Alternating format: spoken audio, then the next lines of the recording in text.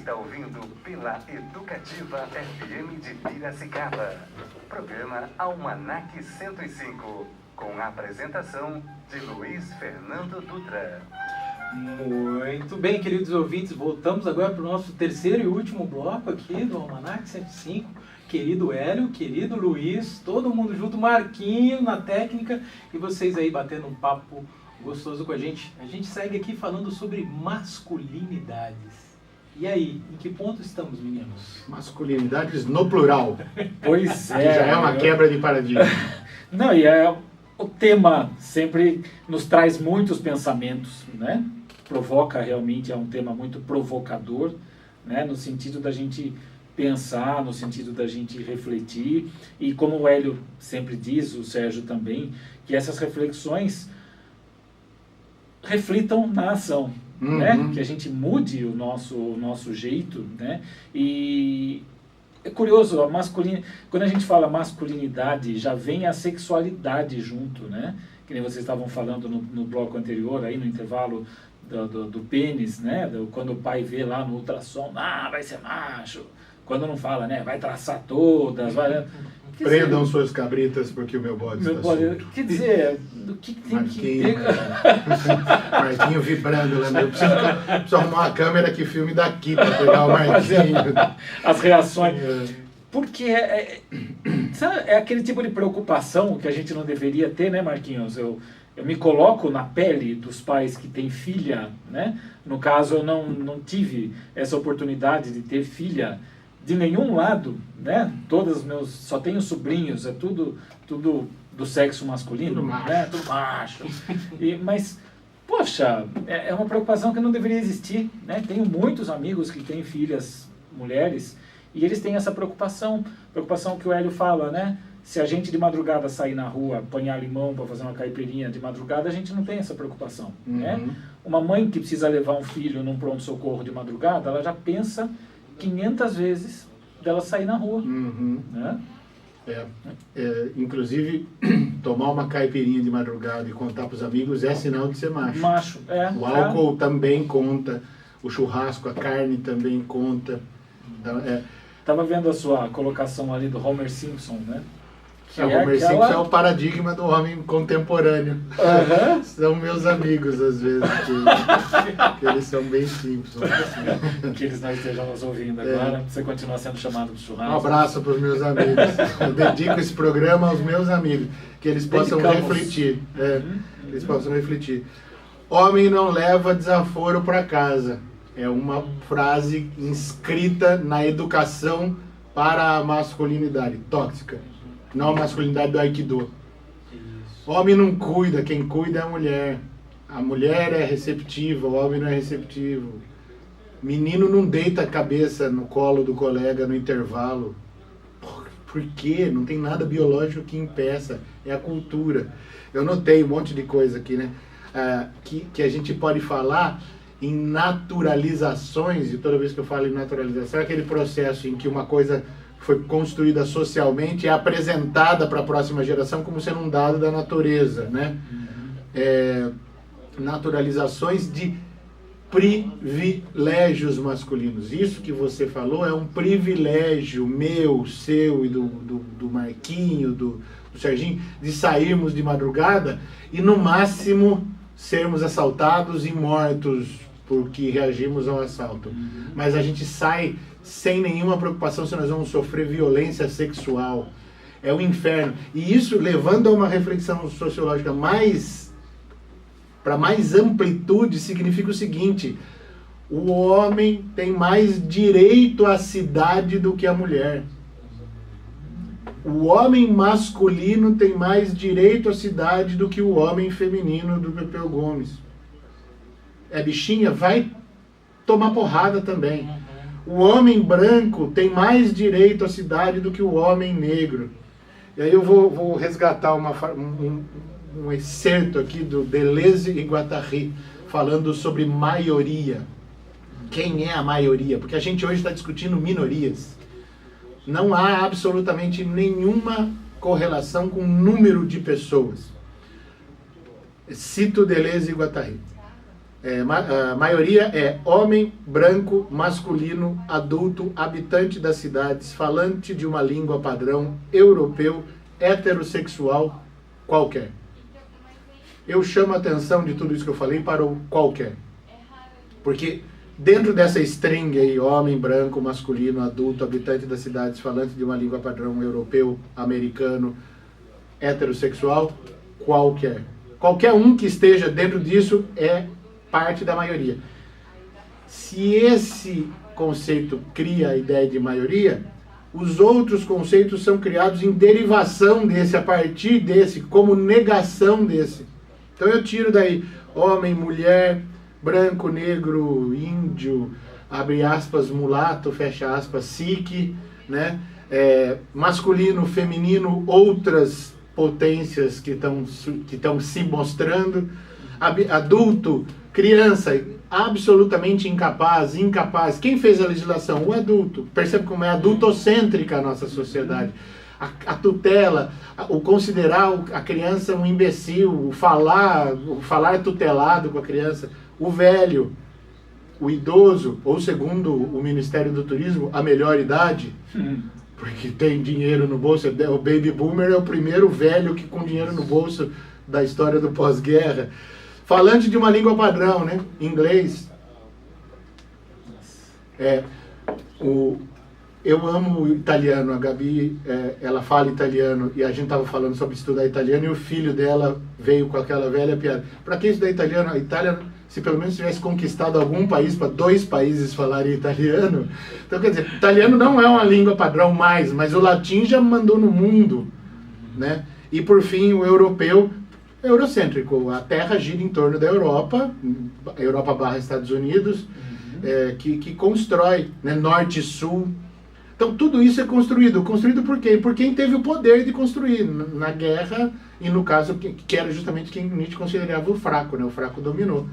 A cultura ocidental é a cultura do fraco. Mas tudo isso parte de né, homem branco masculino. Somos nós 3. É o Marquinho num segundo nível, por conta da diferença da cor de pele que o Marquinho tem na nossa. De acordo com este padrão. Agora, nós estamos aqui e hoje, para mim, um programa histórico da gente poder discutir essas questões, ou eu diria, um primeiro programa histórico da série Masculinidades, né? Programa 1/... Exato, X. Porque é necessário que a gente está entrando em lares em que, de repente, as pessoas podem estar começando a ter essas conversas. E é legal. Lembrei do segundo assunto que eu queria falar no tema lá, e monopolizando o programa agora, porque eu vi muito animado. As pessoas que estão educando os filhos para ser homem, para ser macho, elas estão educando no melhor que elas acham que elas podem educar, não são culpadas. O que precisa é ter reflexão.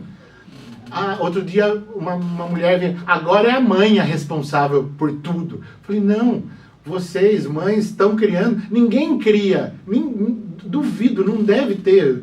Só a Shepard do Ponto Cego, lá, a série da Netflix, que criou os 2 filhos para ser terrorista, né?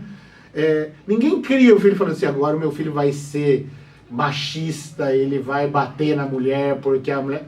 Não, mas eu posso até falar, bom, se precisar, desce a mão, porque é assim que funciona. Gente, não é assim que funciona. Diferenças biológicas entre homens e mulher não justificam diferenças sociais. Viva a diferença e lutemos contra a desigualdade, que é um outro conceito. Nós não somos desiguais em direitos. Mulheres não são menos que homens não são menos que mulheres. E ainda um apelo, né? Feminismo não é o contrário de machismo. Quer dizer, feminismo é o contrário de machismo. Machismo e feminismo não são a mesma coisa, como alguns homens argumentam que o feminismo é o machismo ao contrário. Só que há feminismos também. E eu, particularmente, me sinto ameaçado por um discurso que de algumas aulas, que é morte ao falo. Bom, morte ao falo, Hélio tem falo, morte ao Hélio. Eu não gosto desse. Assim como a mulher se sente ameaçada, nós, em cima da nossa hegemonia, esse discurso me incomoda. Não é isso. É lutar para a gente poder viver em paz. É lutar para a gente poder viver junto. Não é o fim de nada. Não é o fim de nada. É a convivência, né? Exato. Saudável. E acho que isso que você falou, né, Hélio, quando os pais projetam no filho alguma coisa, eu acho que pode trazer umas consequências psicológicas, né? Entendo pai, mãe, Luiz, entendo o que é projeção. Mais uma imagem. Projeção é você querer limpar a sua cara, que está suja, esfregando o espelho do banheiro. Você projetou lá e está querendo acertar. Então, às vezes, você tem problema com disciplina, aí você faz o seu filho arrumar o quarto a toda hora, a todo momento. Você tem problema com a sua masculinidade e faz o seu filho ser aquele cara que só usa azul, né? E esse é um ponto. A projeção é complicada por causa disso.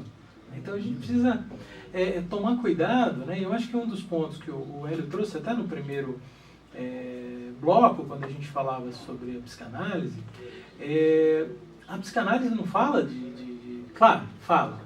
Você é uma grande obra com N pensadores, mas acho que um ponto que não há muita discussão é que se fala mais em função paterna e função materna. Então, quando a gente está, como diz, um menino vai brincar com uma boneca, ele está aprendendo o quê? A função materna, que é o quê? Acolhimento. A gente viu no caso daquele edital da polícia, que assim, ó, a gente precisa de um cara que não saiba acolher. Poxa, mas pelo menos, eu não sei se é de todas as polícias, mas cadê aquele lema, né, que é proteger para servir? Para servir você precisa acolher. E acolhimento, serviço é o quê? Doação. Doação é amor. Então, para acolher, né, nesse ponto da função materna, é preciso que talvez você tenha contato com coisas que é do universo aí até então, né, que tivemos no século XX, no século XXI, das mulheres. Por exemplo, brincar com fogão. Panelinha, né? Que era assim, o fogão não era coisa do menino. O menino era aquele, na minha época, o casu. Aquela carreta laranja. Eu sou da época do Jumbo Eletro. Pois é. Então, no mesmo ponto, né, quando a gente olhar, então, o que é a função paterna? A função paterna é o limite. A função paterna é o não. Só que é uma coisa extremamente importante no não, é que a gente foi jogado, como eu disse no primeiro bloco, a gente caiu no mundo, só que você caiu num lugar contextualizado que alguém inventou. Para você sobreviver, você vai ter que cumprir algumas regras. Bingo. É assim que funciona. Então, a função do não é justamente a gente passar aquilo que é, com todas as aspas possíveis, né, útil para que a pessoa sobreviva naquele ambiente. Só que sobreviver é um dos pontos da vida. A conservação da vida é um ponto. A superação dela ou a reinvenção dos modos de viver é outro. Então, isso que a gente precisa ter aí. Função paterna e função materna.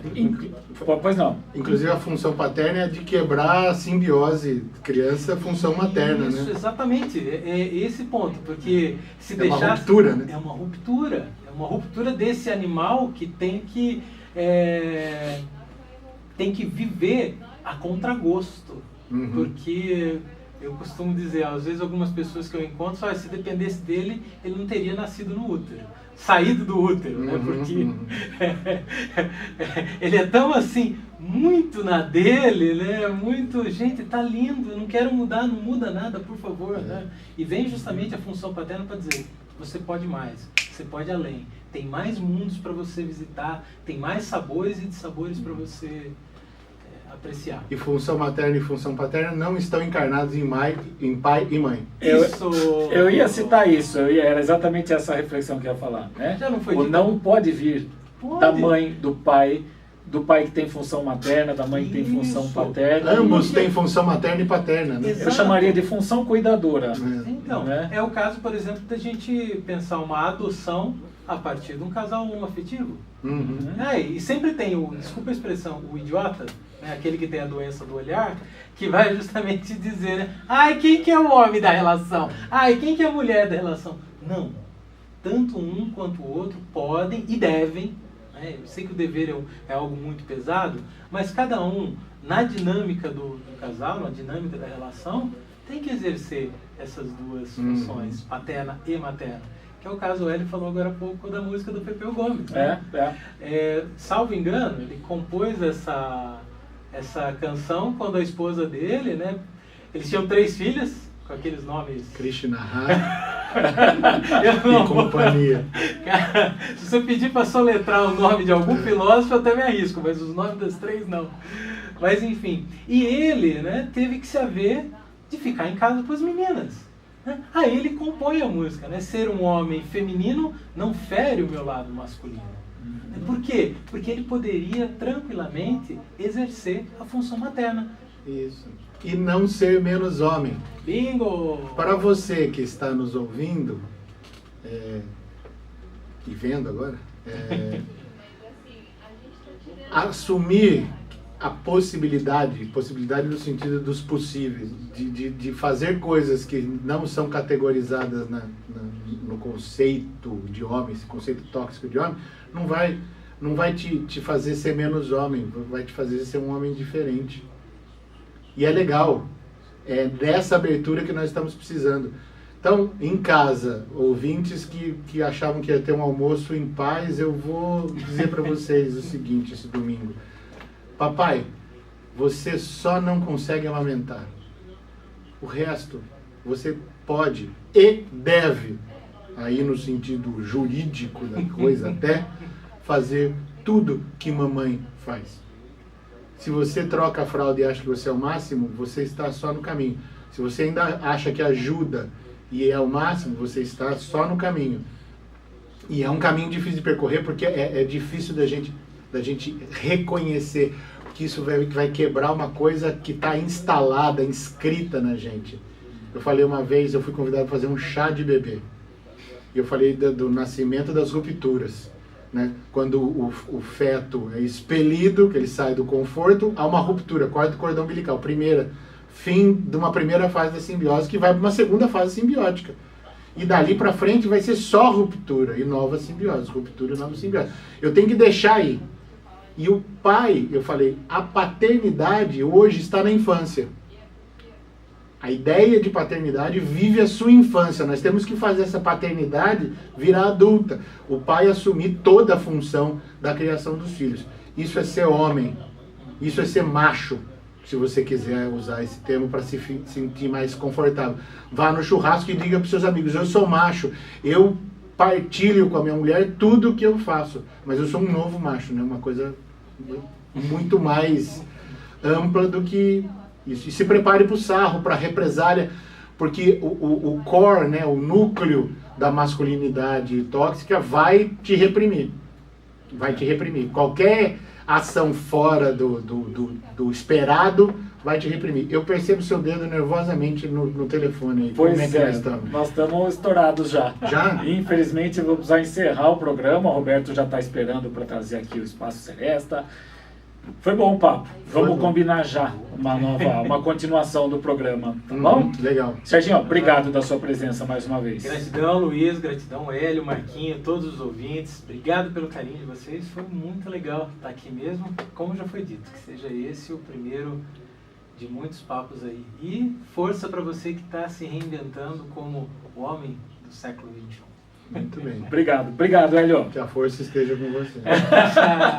Bacana. Nós estamos encerrando o programa Almanac 105 de hoje, que teve a edição técnica de Marquinhos...